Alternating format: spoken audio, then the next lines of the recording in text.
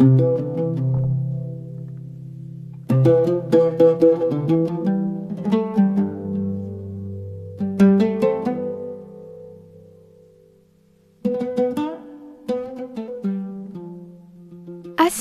sous le jujubier. Aujourd'hui, je vais te raconter l'histoire d'une femme qui a cherché de l'eau pour son fils dans une vallée où il n'y en avait pas. Pour comprendre cette histoire, il faut remonter très loin dans le temps, bien avant les avions, bien avant les voitures, bien avant même que la Mecque soit une ville. À cette époque, la péninsule arabique était traversée par des voyageurs, des bergers et des caravanes. Mais certaines vallées restaient vides.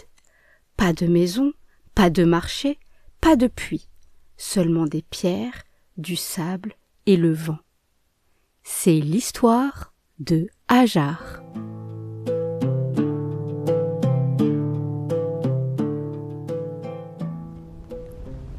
C'est dans l'une de ces vallées que commence notre histoire. Le soleil était déjà haut lorsque Hajar leva les yeux. Devant elle, les collines semblaient immobiles. Le vent soulevait parfois un peu de sable avant de disparaître aussi vite qu'il était venu. À côté d'elle, le petit Ismaël dormait. Ibrahim venait de déposer une outre d'eau et quelques provisions. Puis, il était resté silencieux, très silencieux. Hajar le connaissait bien.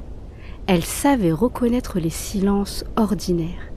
Celui-ci n'en était pas un. Ibrahim regarda une dernière fois son fils, puis il se retourna et commença à marcher. D'abord lentement, puis un peu plus vite, comme quelqu'un qui sait que s'il s'arrête, il ne repartira jamais. Hajar le suivit du regard. Elle attendit quelques instants, puis elle l'appela. « Ibrahim !» Il continua. « Ibrahim !» Cette fois, il s'arrêta, sans se retourner. Hajar regarda autour d'elle. La vallée était vide. Aucun troupeau, aucune fumée au loin. Rien, seulement les pierres, le sable et le vent. Alors, elle posa la question qui lui brûlait les lèvres. « Tu nous laisses ici ?» Le silence revint encore plus lourd qu'avant. Puis, Hajar posa une seconde question. « Est-ce que Dieu t'a demandé cela ?» « Oui. » Hajar baissa les yeux vers Ismaël. Le petit garçon dormait paisiblement. Il ne savait rien du désert, ni de la solitude, et rien de ce qui était en train de se jouer. Hajar passa doucement sa main sur sa tête, puis elle releva les yeux vers Ibrahim. « Alors, nous ne serons pas abandonnés. » Ibrahim reprit sa route. Peu à peu, sa silhouette devint plus petite, puis plus petite encore, jusqu'à disparaître derrière les collines.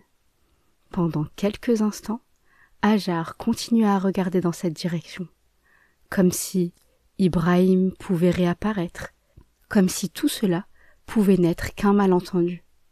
Puis, elle regarda Ismaël, et pour la première fois, elle comprit qu'il n'y avait plus qu'elle pour prendre soin de lui. Les jours passèrent. Le matin, Hajar regardait le soleil apparaître derrière les collines. Le soir, elle regardait les ombres s'allonger sur les pierres. Entre les deux, elle s'occupait de son fils. Elle lui parlait souvent, pas parce qu'il comprenait déjà tous les mots, mais parce que le son de sa propre voix rendait la vallée un peu moins silencieuse. Parfois, elle lui racontait des souvenirs, elle lui chantait quelques paroles, et parfois, elle le gardait simplement contre elle. Lorsque le vent soufflait fort, elle le protégeait avec son vêtement. Lorsque le soleil devenait trop brûlant, elle cherchait le moindre coin d'ombre. Chaque soir, elle regardait l'horizon, espérant apercevoir Ibrahim ou un voyageur. Mais la vallée restait vide. Alors, chaque matin, elle recommençait. Chaque jour, Hajar ouvrait l'outre. et chaque jour, elle la refermait un peu plus vite. Au début, elle pouvait encore entendre l'eau bouger à l'intérieur, un petit bruit rassurant. Alors elle donnait quelques gorgées à Ismaël, puis elle rangeait l'outre à l'ombre, et elle attendait le lendemain. Les jours passèrent, et le bruit devint plus discret, puis encore plus discret. Un matin, Hajar prit l'outre entre ses mains.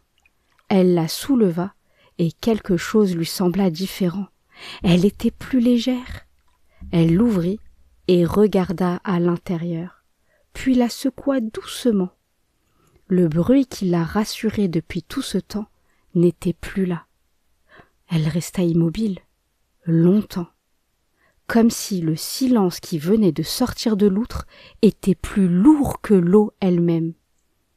Alors, elle versa ce qu'il restait dans une petite coupe. Il restait quelques gorgées, pas plus. Hajar regarda l'eau, puis son fils. Elle savait déjà ce qu'elle allait faire. Elle donnerait tout à Ismaël. Quelques heures plus tard, Ismaël demanda à boire. Hajar le prit contre elle. Elle lui montra les oiseaux qui passaient dans le ciel. Elle lui raconta encore une histoire, puis une autre. Elle fit tout ce qu'elle trouvait pour gagner un peu de temps. Tout ce qu'une mère invente quand elle aimerait pouvoir résoudre un problème et qu'elle ne le peut pas. Mais lorsqu'Ismaël demanda encore de l'eau, Hajar ne sut plus quoi répondre. Elle le serra contre elle un peu plus fort, puis elle regarda l'outre vide. Pour la première fois depuis le départ d'Ibrahim, la peur lui serra la poitrine. Elle ne savait pas où trouver de l'eau, mais elle savait qu'elle ne pouvait pas rester là. Alors, elle se leva. Elle se dirigea vers la première colline. Hajar leva les yeux. Si quelqu'un pouvait être aperçu dans la vallée, c'était probablement depuis là-haut. Elle se mit en marche. Le sable glissait sous ses sandales. Par endroits, de petites pierres roulaient sous ses pieds. Lorsqu'elle fut assez haut pour voir plus loin, elle s'arrêta et regarda autour d'elle. Peut-être un voyageur, une caravane, peut-être un berger et son troupeau. Mais elle ne vit rien. Rien que le désert et les collines, rien que la chaleur qui faisait trembler l'air au loin. Alors elle redescendit. En face d'elle se trouvait une autre colline. Peut-être verrait-elle quelque chose là-bas. Elle traversa la vallée. La chaleur remontait du sol, le sable collait à ses pieds. Son pas devint plus rapide, puis elle se mit à courir. Lorsqu'elle arriva sur les hauteurs de la seconde colline, elle regarda de nouveau. À gauche, à droite, devant elle, derrière elle. Toujours rien. Alors, elle repartit une deuxième fois, puis une troisième. Chaque fois, elle espérait apercevoir quelque chose qu'elle n'avait pas vu auparavant. Une silhouette, une tente, un animal, un mouvement au loin. Mais la vallée restait silencieuse. À chaque fois qu'elle prenait de la hauteur, elle cherchait d'abord du regard l'endroit où elle avait laissé Ismaël. Puis elle observait l'horizon. Le soleil poursuivait sa course dans le ciel. La fatigue alourdissait ses jambes. Sa gorge était sèche, son souffle devenait plus court.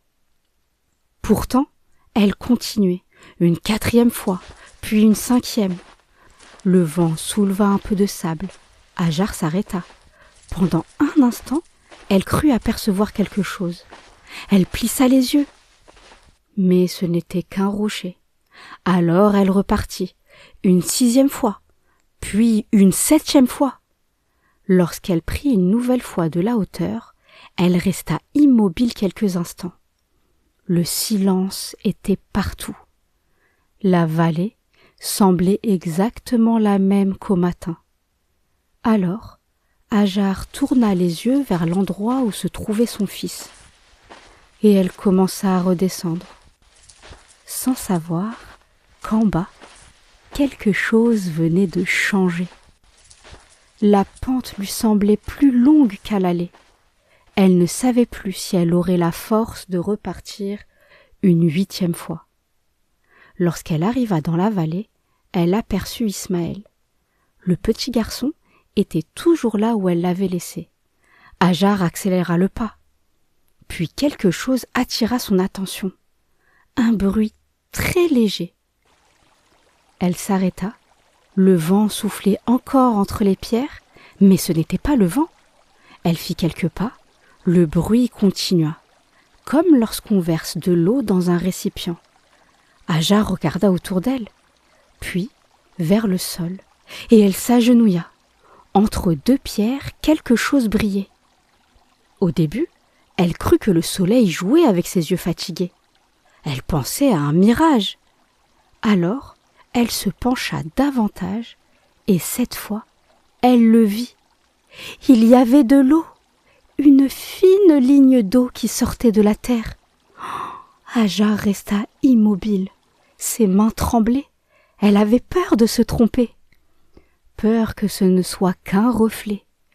Peur que l'eau disparaisse si elle s'approchait davantage. Alors, elle tendit la main. L'eau était bien là. L'eau était fraîche, l'eau était réelle. Pendant un instant, Hajar ferma les yeux. Puis, elle se mit rapidement au travail. Elle écarta un peu de sable, rassembla quelques pierres, creusa autour de la source pour retenir l'eau. Et l'eau continuait de couler, encore et encore. Alors, Hajar remplit ses mains. Elle les approcha des lèvres de son fils. Ismaël but, une fois, puis encore et encore.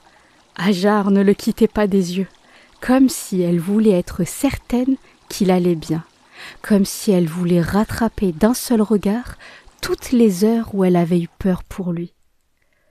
Lorsqu'il eut fini de boire, elle remplit ses mains à son tour.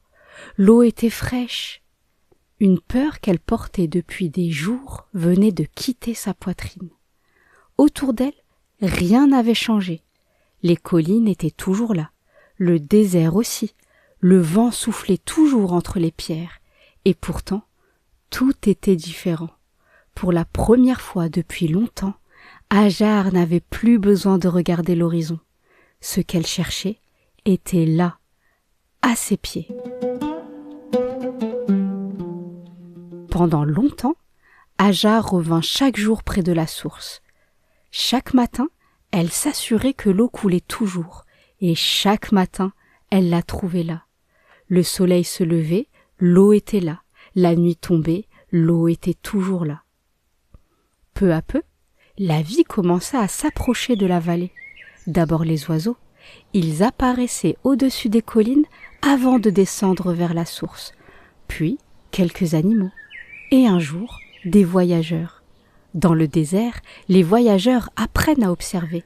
Ils remarquent les traces laissées dans le sable. Ils remarquent les oiseaux qui tournent dans le ciel. Ils remarquent les endroits où l'on peut trouver de l'eau. Lorsqu'ils arrivèrent dans la vallée, ils aperçurent la source et ils aperçurent aussi Hajar et son fils.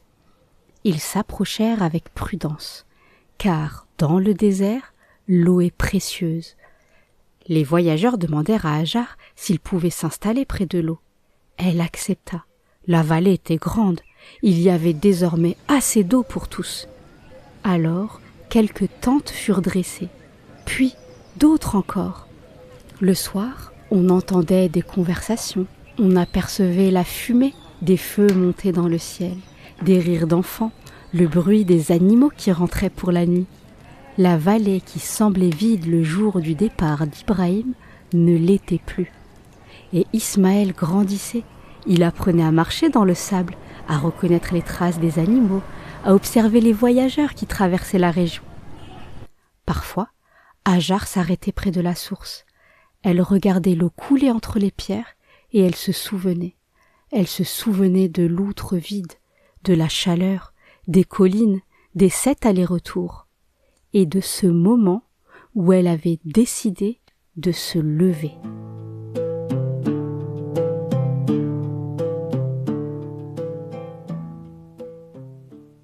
Le savais-tu ? La source découverte par Hajar est connue aujourd'hui sous le nom de Zemzem. Elle existe toujours à la Mecque. Chaque année, des millions de pèlerins boivent cette eau pendant les pèlerinages. Les 2 collines entre lesquelles Hajar a couru s'appellent Safa et Marwa. Elles existent toujours aujourd'hui. Chaque année, des millions de personnes se rendent à la Mecque pour accomplir la Umrah ou le Hajj. Parmi les étapes de ces pèlerinages, elles parcourent 7 fois le chemin entre Safa et Marwa, en souvenir de la recherche de Hajar lorsqu'elle cherchait de l'eau pour son fils. Est-ce qu'il t'est déjà arrivé de continuer à chercher alors que tu avais envie d'abandonner? Raconte ce moment à la personne qui écoute cette histoire avec toi, ou laisse-moi un commentaire sous l'épisode ou sur Instagram. Merci d'avoir écouté Sous le Jujubier. Sous le Jujubier, chaque histoire est une graine de paix. Si cette histoire t'a plu, tu peux la partager à quelqu'un avec qui tu aimerais t'asseoir sous le jujubier. Un ami, un cousin, un voisin ou simplement quelqu'un qui aime les belles histoires.